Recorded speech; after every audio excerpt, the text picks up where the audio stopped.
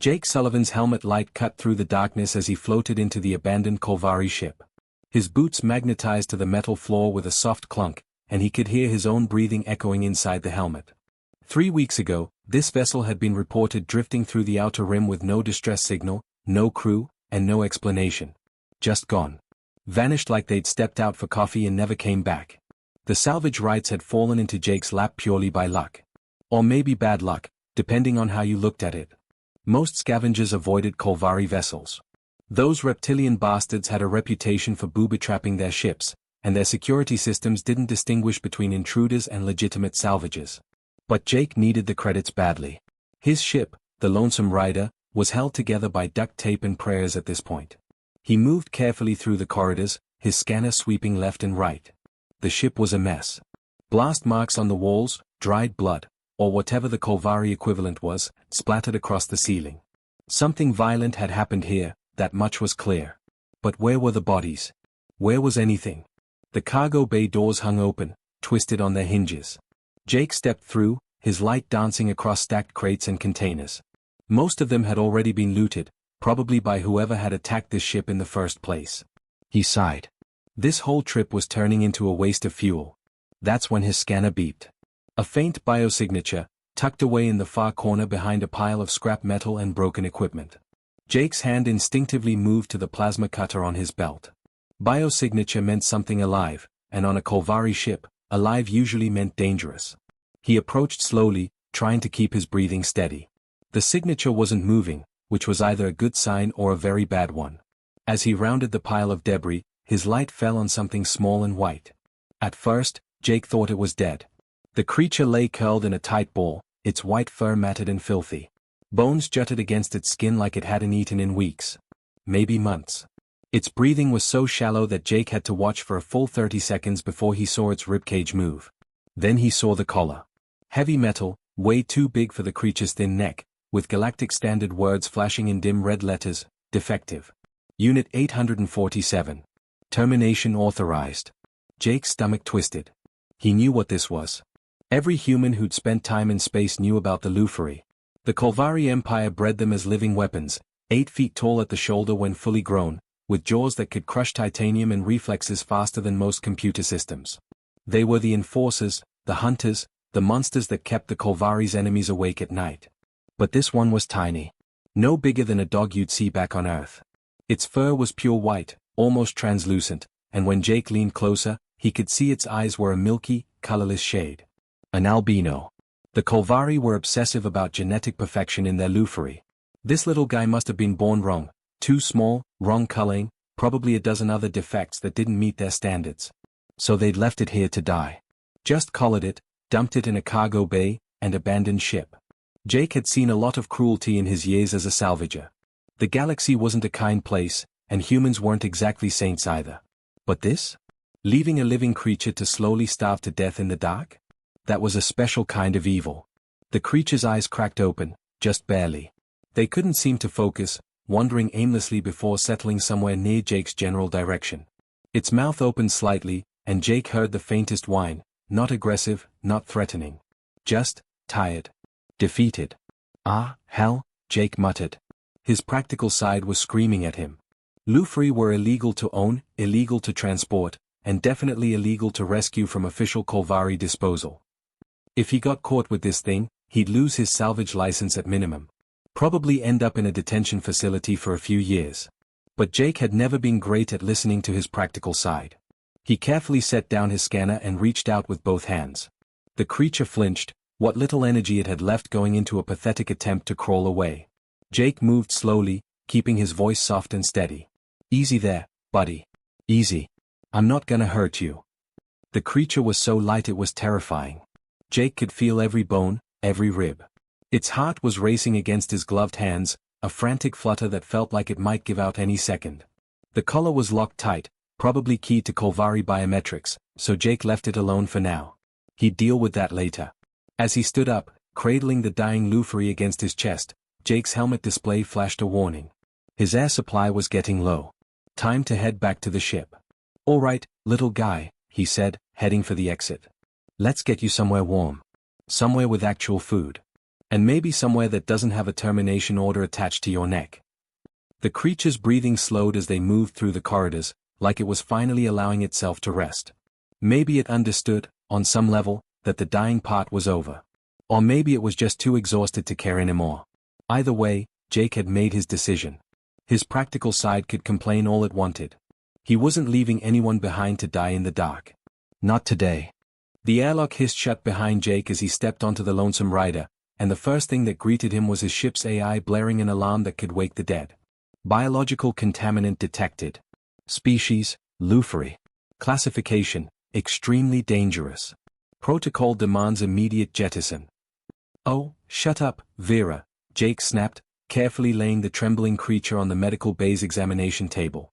The white wolf barely reacted, its milky eyes half-closed and unfocused. Jake, I must remind you that harboring a Lufri violates 7 interstellar treaties, 12 safety regulations, and common sense, the AI continued in that annoyingly calm voice. The fines alone would bankrupt you for 3 lifetimes. Yeah? Well added to the list. Jake was already pulling up every medical database he had access to, both legal and otherwise. The problem was, information on Lufri biology wasn't exactly public knowledge. The Kolvari kept that stuff locked down tight. What Jake could find was mostly rumors, speculation, and horror stories from people who'd seen Lufri in action. Not exactly helpful for keeping one alive. He started with the basics. Water first, just a few drops on the creature's tongue using a medicine dropper. The wolf's throat convulsed weakly, swallowing on instinct. Good. The swallowing reflex still worked. Jake checked the creature's vitals using his scanner. Heartbeat was erratic, body temperature too low, severe dehydration, and malnutrition that probably went back months. The broken ribs were obvious even without a scanner. They jutted out at wrong angles, healed incorrectly because nobody had bothered to set them. Jake felt his jaw clench. The Kolvari had just let this thing suffer, slowly breaking down until it wasn't worth the cost of a bullet. All right, buddy, Jake muttered, pulling out his medical kit. This is gonna be rough, but we're gonna get through it together. The first 72 hours were hell. Jake barely slept, catching maybe 20-minute naps in the chair next to the examination table. The wolf, Ghost, Jake had started calling him because of that pale, almost transparent fur, kept spiking fevers that should have killed him. Twice Jake thought he'd lost him, watching that shallow breathing just stop for long, terrible seconds before starting again. He synthesized antibiotics from his own medical supplies, stuff meant for humans that he desperately hoped would work on Lufri biology. When Ghost wouldn't eat, Jake mashed up nutrient paste until it was liquid enough to drip into his mouth. When the creature whimpered and thrashed through fever dreams, Jake stayed right there, one hand on Ghost's side, feeling that racing heartbeat, talking in a low, steady voice about nothing in particular. You know, back on Earth, we had wolves too, Jake said during one of those long nights. Not quite like you, obviously. Smaller. No fancy genetic engineering. But they were survivors. Took everything humans threw at them and kept going. I think you've got some of that in you. Ghost's ear twitched. Just barely, but Jake saw it. By day 4, the fever finally broke. Jake woke up from one of his short naps to find those milky eyes staring right at him, actually focused this time. Really seeing him. Hey there, Jake said softly. Welcome back. Ghost tried to lift his head and failed, too weak to manage more than a slight movement. But his tail, scraggly and thin as it was, gave the tiniest wag. Jake felt something tight in his chest loosen. The little guy was gonna make it. Recovery was slow. Jake had to resist the urge to push too hard, too fast. He started with small amounts of real food, protein paste mostly, stuff that wouldn't shock Ghost's system. The wolf ate carefully at first, like he expected the food to be taken away, but gradually relaxed as he realized Jake wasn't going anywhere. Week 2 brought surprises. Jake was running diagnostics in the engine room when he heard a soft thump behind him. He turned to find Ghost standing, actually standing, in the doorway, wobbling but upright. Whoa, hey. You're supposed to be resting. Jake rushed over, but Ghost sidestepped him, determined to explore. The wolf moved slowly through the corridor, sniffing everything, those pale eyes taking in every detail. That's when Jake realized something the Kolvari had completely missed. Ghost wasn't just smart for an animal. He was genuinely intelligent. Over the next few days, Jake watched as Ghost figured out the ship's layout after a single walkthrough. The wolf learned to recognize the sound of different doors opening. He understood when Jake pointed at things. He even figured out how to open the pressure door to the mess hall by watching Jake do it once, standing on his hind legs and pawing at the control panel until it opened. "Vera, you seeing this?" Jake asked one afternoon, watching Ghost successfully navigate from the cargo bay to the cockpit without any guidance. "Yes." The creature displays problem-solving abilities consistent with higher intelligence. Perhaps even sapient-level cognition. In English.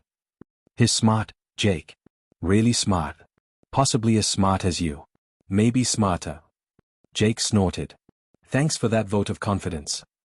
But he was grinning. By week 3, Ghost had put on visible weight. His ribs weren't jutting out anymore, and his fur, now that Jake had given him a proper cleaning, was actually beautiful. Pure white, thick and soft. The milky eyes would probably never change, but Jake had done some research. The albinism affected Ghost's vision, sure, but not as badly as Jake had feared. He could see just fine in most lighting. The color was still a problem. Jake had tried everything to get it off, but Kolvari security locks were no joke. Finally, he'd managed to hack into the thing's broadcasting chip and disable it. At least now it wouldn't be screaming Ghost's location to every Kolvari ship in the sector. One evening, Jake was sitting in the mess hall, eating reconstituted pasta that tasted like cardboard, when Ghost padded in and sat down next to his chair. Not begging. Just being there. Companionship. Jake reached down and scratched behind Ghost's ears. The wolf leaned into the touch, eyes closing contentedly. "You know they're gonna come looking for you eventually," Jake said quietly. "The Kolvari don't like loose ends. Especially not ones that make them look bad." Ghost opened one eye and looked at him. "Yeah, I know. But we'll figure it out.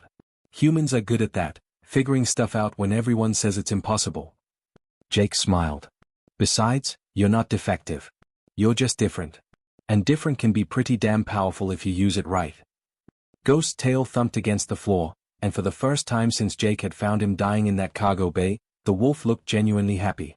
Jake was elbow deep in the ship's main reactor, cursing at a coolant leak, when Ghost suddenly growled. It was the first time Jake had heard that sound, and it froze him in place. Low, rumbling, and absolutely serious. "What is it, boy?" Jake pulled himself out from under the reactor housing, wiping grease off his hands. Ghost was standing rigid in the doorway, ears pinned back, staring down the corridor toward the airlock. Then Jake heard it too. The magnetic clamps of another ship attaching to his hull. "Vera, who the hell is docking with us?" "Salvager vessel Red Dawn. Captain Tommy Vance. He's hailing us." Jake knew Vance. The guy was a bottom feeder, the kind of salvager who'd steal from other salvagers if he thought he could get away with it. Jake had beaten him to a juicy haul about 6 months back, and Vance had been bitter about it ever since. "Tell him to get lost. I'm not in the mood. He says he tracked your beacon from the Kolvari ship. Claims you found something valuable and he wants his cut." "His cut? I found that wreck fair and square."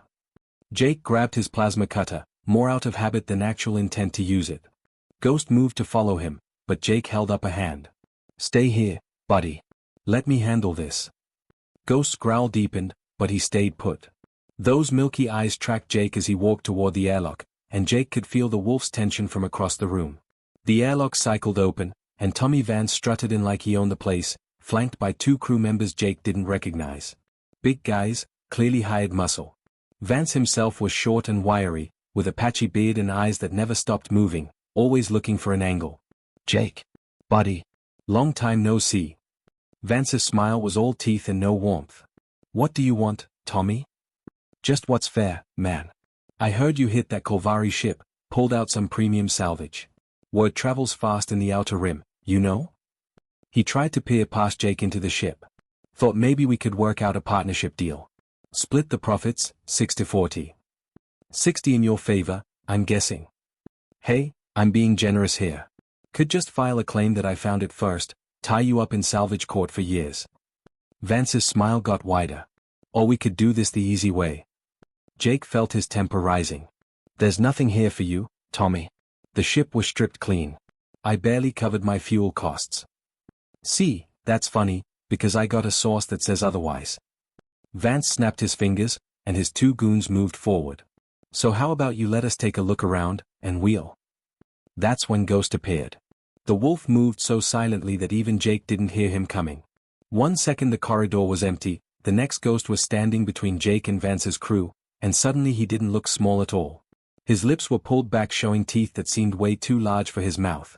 That low growl had escalated into something that made the hair on Jake's neck stand up. Vance stumbled backward, his face going pale. "What the, is that a Lutherie?" "Yeah," Jake said calmly, though his heart was hammering. "That's Ghost. He doesn't like uninvited guests." The two hired muscles had their hands on their weapons, but they weren't drawing. Nobody was stupid enough to pull a gun on a Lutherie, even a small one. Those things could cross 10 feet and rip your throat out before you got a shot off. "You're harboring an illegal predator." Vance's voice went up an octave. "That's a Class 5 violation. I could report you." "You could," Jake agreed. "But then you'd have to explain what you were doing trying to board my ship without permission. Pretty sure Salvage Court would love to hear about your intimidation tactics." Ghost took a single step forward. Just one. But it was enough. Vance and his crew scrambled backward toward the airlock. "This isn't over, Sullivan. You can't just get off my ship, Tommy. Now." They left so fast they nearly tripped over each other.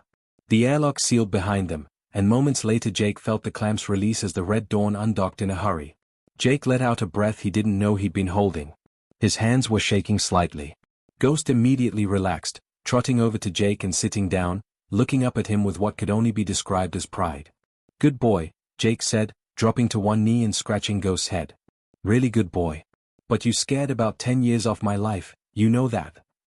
Ghost's tail wagged. Over the following weeks, Jake started to understand just how much Ghost had changed his life. It wasn't just the protection, though that was nice, knowing he had backup if things went south. It was the companionship. Space was lonely. Jake had been doing the solo salvager thing for 5 years, and he'd gotten used to talking to Vera just to hear a voice that wasn't his own. But Ghost was different. The wolf seemed to understand Jake's moods, knew when to give him space and when to demand attention.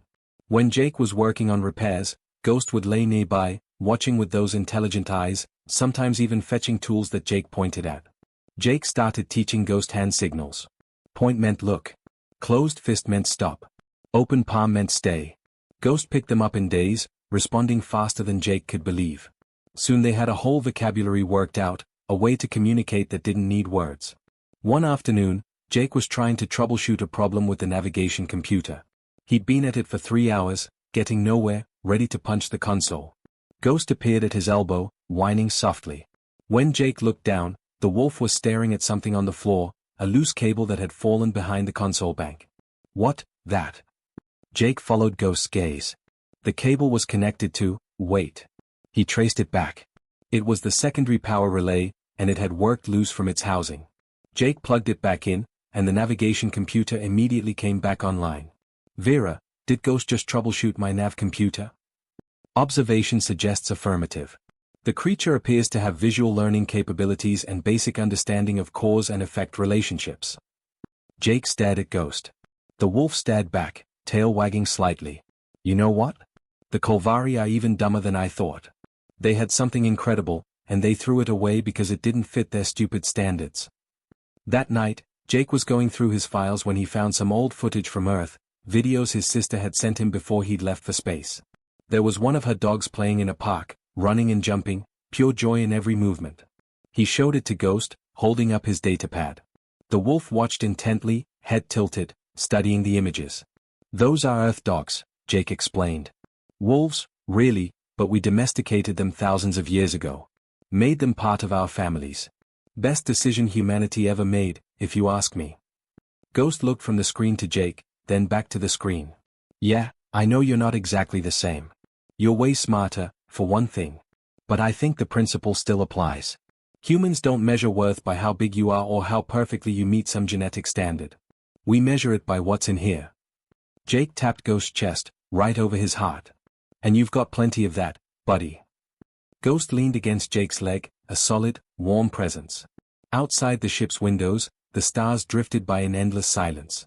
But inside the lonesome rider, for the first time in years, Jake didn't feel alone. He had a friend. A partner. Someone who'd stand by him no matter what came next. And something was definitely coming. Jake could feel it. The Kolvari didn't forgive, and they didn't forget. Sooner or later, they'd hear about a human salvager with an illegal Lutherie. But when that day came, Jake wouldn't be facing it alone. Jake was running inventory in the cargo hold when Vera's voice cut through the silence with an urgency he'd never heard from the AI before. Jake. We have incoming. 3 Kolvari interceptors just dropped out of hyperspace. They are broadcasting on all channels, demanding we power down and prepare to be boarded. Jake's blood went cold. He'd known this was coming eventually, but he'd hoped for more time. Maybe a few more months. Long enough to figure out a plan, or at least get Ghost somewhere safe. How long until they're in weapons range? 12 minutes. Jake, their lead ship is broadcasting your name. They know exactly who they're looking for. Ghost appeared in the doorway, sensing Jake's tension immediately. The wolf's ears were forward, alert, waiting for direction. Jake ran to the cockpit, pulling up the scanner display. 3 ships, military grade, moving in a standard Kolvari hunting formation. They weren't here to talk. They were here to take Ghost back, and probably throw Jake in a detention cell for the rest of his natural life. The comm channel crackled to life before Jake could respond. A deep, growling voice filled the cockpit, speaking Galactic Standard with a thick Kolvari accent. Human Salvager Sullivan. I am War Leader Ironjaw of the Kolvari 3rd Fleet. You are harboring stolen Imperial property, specifically, Lufari Unit 847, designated defective and marked for termination. Jake hit the transmit button. That property has a name. His name is Ghost, and he's not going anywhere. There was a pause, then something that might have been laughter. You name a failed breeding experiment? How very human. Sentimental and foolish. Call it what you want. He stays with me. You do not understand, human. That creature is an embarrassment to the Kolvari Empire. It represents failed genetics, weakness in our breeding program. We do not allow such failures to exist. It damages our reputation. Jake felt anger rising in his chest. Your reputation? You left a living, breathing, intelligent being to starve to death in the dark because he didn't grow big enough. You know what we call that on Earth? Evil. Plain and simple. Your Earth morality means nothing here. Ironjaw's voice hardened. I will give you 1 rotation, 1 standard day, to surrender the defective unit. If you comply, you will receive a fine and probation. If you resist, we will board your vessel by force and you will face charges of theft, harboring dangerous organisms, and interfering with Kolvari military operations. The penalty is 30 years in a penal colony. And what happens to Ghost if I hand him over? The unit will be terminated immediately and properly disposed of. As it should have been months ago. Jake looked down at Ghost, who was sitting beside his chair, those milky eyes staring up at him with complete trust. The wolf had no idea what was being discussed, but he knew Jake was stressed. His tail gave a small, reassuring wag, as if to say, whatever happens, we're in this together. You can take your offer and shove it where the sun doesn't shine, Ironjaw. Ghost is family now. And humans don't abandon family. The comm went silent for a long moment. When Ironjaw spoke again, his voice was colder. Then you have chosen your fate. 1 rotation, human. Use it to prepare yourself. The channel cut off. The 3 Kolvari ships broke formation, spreading out to surround Jake's position in the asteroid field. They weren't leaving. They were setting up a perimeter, making sure Jake couldn't run. Vera, give me options. Can we make a hyperspace jump before they lock us down? Negative. They've already deployed a disruption field. Our hyperdrive is effectively useless until we clear a minimum of 50,000 kilometers from their position. Great. Just great. Jake slumped in his chair, running his hands through his hair. 3 military interceptors against 1 salvage ship that was barely held together with spare parts and hope. This wasn't a fight. It was an execution. Ghost whined softly, pawing at Jake's leg. I know, buddy. I know. Jake reached down and scratched behind Ghost's ears. I got you into this mess. Should have been smarter. Should have found you a safe place, somewhere the Kolvari couldn't reach. But even as he said it, Jake knew he wouldn't change anything. Finding Ghost, saving him, giving him a chance at life, that was the best thing Jake had done in years. Maybe the best thing he'd ever done. He wasn't going to give that up without a fight. Jake stood up, his mind already racing. Vera, pull up everything we have on Kolvari boarding tactics. I want to know how they operate, what their standard procedures are, where their weak points might be. Jake, I must advise against resistance. The statistical probability of survival against 3 military vessels is. I don't care about statistics. Just get me the information. For the next several hours, Jake worked like a man possessed. He rigged every airlock with improvised alarm systems. He pressurized certain sections of the ship and depressurized others, creating a maze that would slow down boarding parties. He took every tool in his salvage kit, plasma cutters, welding torches, mining charges, and turned them into weapons or traps. Ghost followed him through the ship, watching everything. The wolf seemed to understand that they were preparing for battle. When Jake set up a trap in the cargo bay, a section of floor that would drop intruders into the maintenance crawlspace, Ghost sniffed at it carefully, then looked at Jake and made a sound that was almost like approval. "You getting it?" Jake asked. "These are the danger zones. Places you don't want to be when things kick off." Ghost's ears twitched, and he moved through the ship, avoiding each trap Jake had set with perfect precision. "Vera, is he memorizing the trap locations?" "Affirmative. The creature has demonstrated complete spatial awareness of all modifications you've made." "Remarkable." Jake allowed himself a grim smile. "The Kolvari think they're hunting a soft human and a defective wolf. They have no idea what they're actually walking into." As the day wore on, Jake found himself talking to Ghost more than usual. Explaining the plan, pointing out where the wolf should hide when the fighting started, making sure Ghost understood that survival was more important than loyalty. "When they breach, you run," Jake said, kneeling down to look Ghost in the eye. "You use those ventilation shafts, stay small and quiet, and you survive. That's an order, understand?" Ghost stared at him for a long moment, then deliberately looked away. The message was clear: not happening. "Ghost, come on. Be reasonable. You don't have to." The wolf cut him off with a soft bark and placed one paw on Jake's hand. Then he walked to the closest trap, a section of corridor where Jake had rigged support beams to collapse, and looked back at Jake meaningfully. Jake felt something catch in his throat. "You want to help? You want to fight?" Ghost's tail wagged once. Firmly. "All right then." Jake stood up, feeling a strange mix of pride and fear. "All right. We do this together. But we do it smart. You use your size, your speed, your intelligence. You hit them where they don't expect it. Make them think twice about every corner they turn." That night, Jake didn't sleep. He sat in the cockpit, Ghost curled up at his feet, watching the Kolvari ships maintain their positions like patient predators. He thought about calling his sister back on Earth, saying goodbye, but decided against it. No point worrying her about something she couldn't change. Instead, he pulled up one of those old videos from Earth again. The one with the dogs playing in the park. Happy, carefree, living their best lives. "That's what I wanted for you," Jake said quietly to Ghost. "That kind of life. Safe and happy. Guess I screwed that up, huh?" Ghost lifted his head and rested it on Jake's knee. No blame in those milky eyes. Just acceptance. Just loyalty. When Vera's voice announced that the one-day deadline had passed, Jake was ready. Or as ready as anyone could be facing down impossible odds. "Kolvari vessels are moving into boarding position," Vera reported. "Multiple life signs. Estimate 15 warriors across 3 boarding parties." Jake checked his plasma cutter one last time and looked down at Ghost. "Remember, hit and run. Don't let them corner you. And if things go really bad, you save yourself. Got it?" Ghost's response was to move to the corridor entrance, taking up a position in the shadows where he could see anyone coming through the airlock but remain invisible himself. Jake smiled despite everything. "Yeah. That's what I thought you'd say." The first magnetic clamp hit the hull with a dull thud that echoed through the whole ship. The hunt had begun. The first breach came at the main airlock, just like Jake expected. The Kolvari weren't subtle, they cut through with plasma torches, metal glowing red then white before falling away in molten chunks. Jake watched from his hidden position in the maintenance shaft above, Ghost pressed against his side, both of them barely breathing. 5 Kolvari warriors pushed through, and Jake got his first real look at the species that had terrorized half the galaxy. They were massive, standing nearly 7 feet tall, with reptilian features and armor that looked like it could stop a missile. Their weapons were aimed forward, moving in perfect military formation.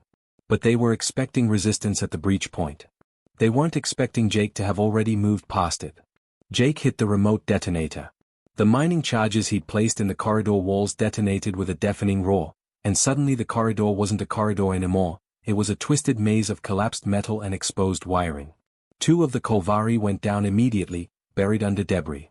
The other 3 scattered, shouting in their language, trying to regroup. That's when Ghost made his move.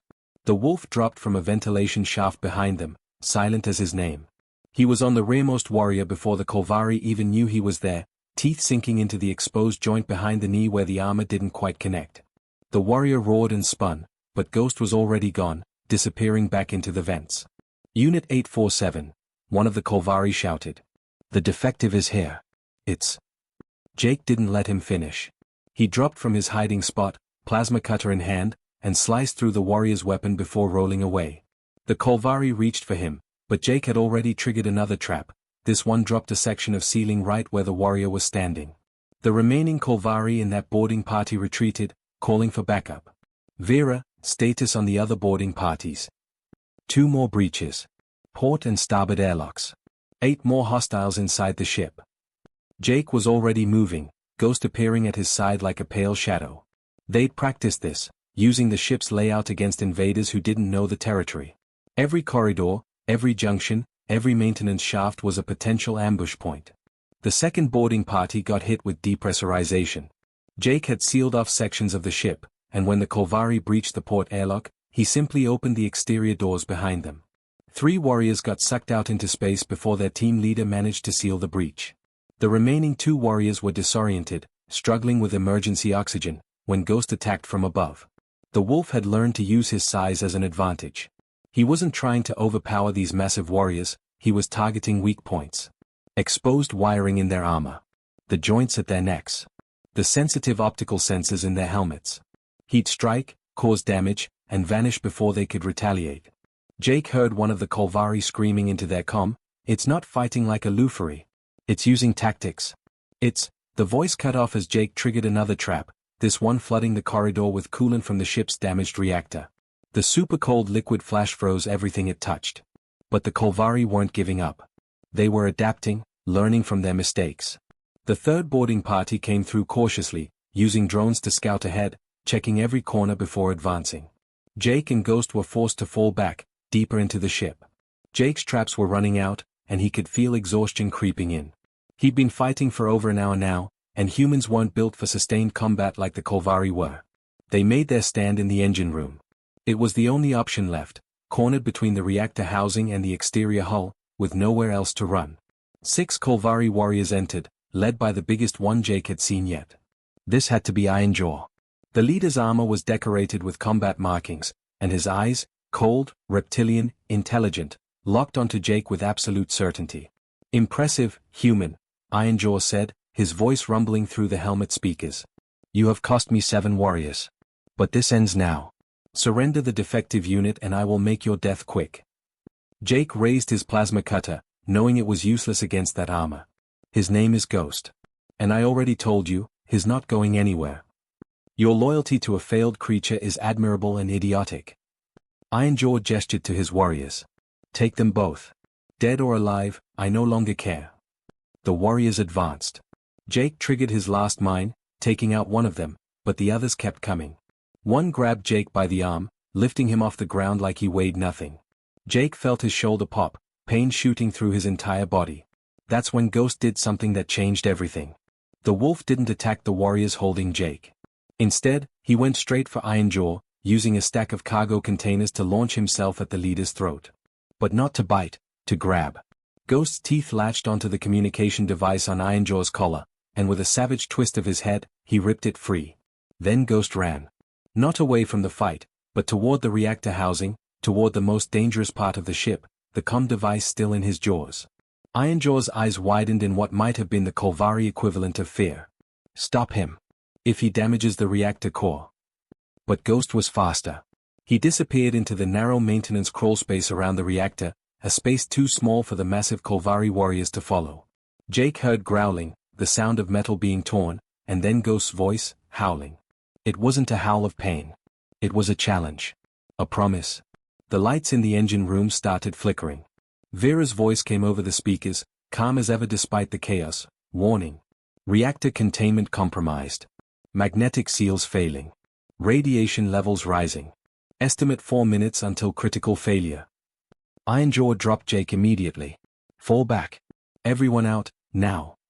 But the unit is about to die in a reactor explosion. Move. The Kolvari warriors retreated, moving with military efficiency but undeniable urgency.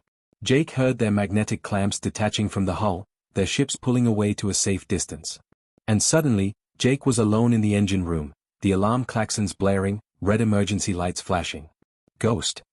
Jake shouted, stumbling toward the reactor housing despite the pain in his shoulder. "Ghost, get out of there." A pale shape emerged from the crawlspace.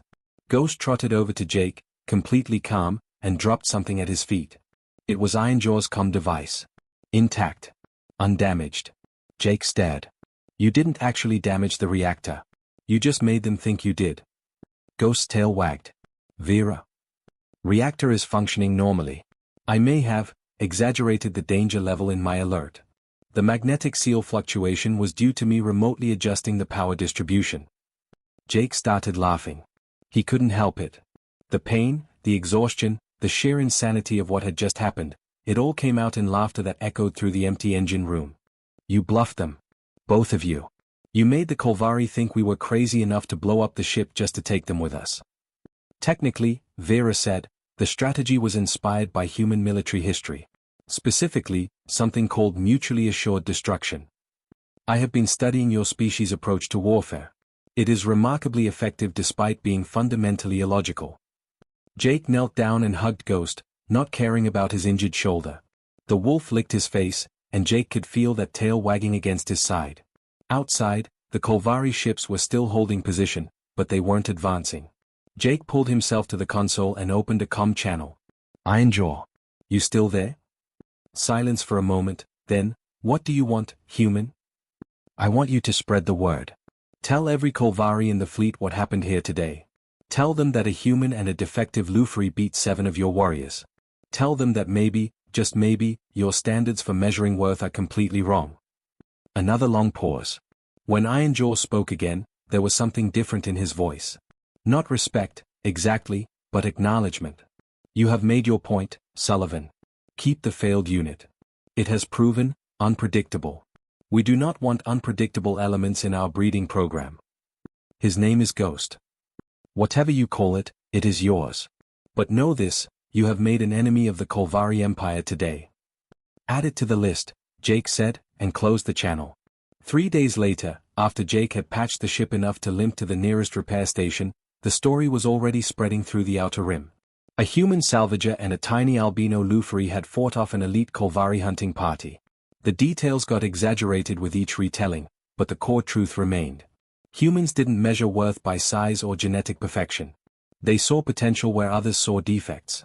They made families out of the broken and the abandoned.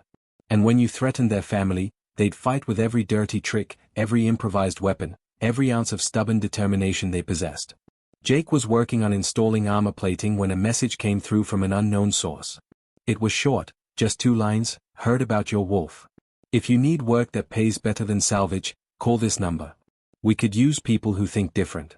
Captain Rodriguez, Frontier Defense Corps."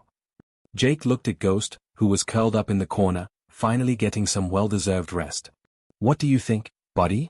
Want to make the Kolvari regret teaching the galaxy what you're really capable of?" Ghost opened one milky eye, and his tail thumped against the floor once. Firmly. Jake smiled and saved the contact information. The galaxy was about to learn something important. Never underestimate the underdog. Especially when that underdog has a human for a friend. Retriclord can make mistakes. Please double-check responses.